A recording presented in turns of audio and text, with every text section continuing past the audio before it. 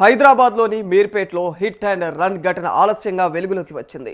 శుక్రవారం గాయత్రి నగర్ నుంచి ద్విచక్ర వాహనంపై ఎల్బీ నగర్ వైపు వెళ్తున్నటువంటి జిలానీ ఆయన కుమారుడు ఫైజల్ అయితే ఓ క్యాబ్ వెనక నుంచి ఢీకొట్టింది.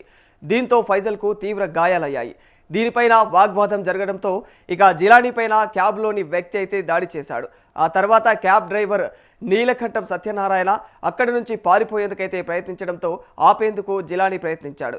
ఆ క్రమంలో జిలానీ ఇక బ్యానెట్ పైన అయితే ఉన్నప్పటికీ కూడా కారును ఆపకుండా అయితే డ్రైవర్ దాదాపుగా 2 కిలోమీటర్ల దూరం అయితే లాక్కెళ్ళాడు.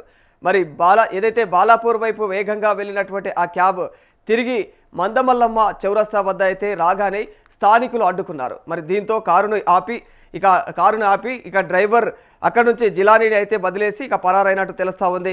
మరి ఏదైతే బ్యానెట్ పైన లాక్కెళ్లడంతో జిలానీకి కూడా గాయాలైనట్టు తెలుస్తోంది. మరి ఈ ఘటన సోషల్ మీడియాలో అయితే వైరల్ కావడంతో ఇక వెలుగులోకి వచ్చింది. మరి దీంతో మీర్పేట్ పోలీసులు కేసు నమోదు చేసి నిందితులను కఠినంగా అంటే నీలకంఠం సత్యనారాయణ అదుపులోకి తీసుకోవడం అయితే జరిగింది. అన్న నేను మీర్పేటలో ఉంటాను. నా పేరు ఎస్కే జిలానీ. నేను మీర్పేట నుంచి ఎల్బీ నగర్ చౌరస్ 2 వీలర్ మీద పోతున్నాను.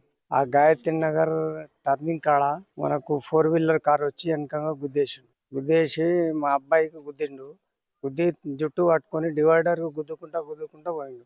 నేను ఆ ప్రెస్ లో ఉరికి బండి బానెడు పట్టుకున్నా కూడా ఆపుతలేడు అతను. అది అట్లానే నాకు మన మందమల్లమ్మ చౌరస్తా కానించి బాలాపూర్ చౌరస్తా కమాన్ ఉంది కదా, కమాన్ కాడంగా యూటర్న్ తీసుకొని మళ్ళా మందమల్లమ్మ కాడ జనాలు ఆపిండాడు.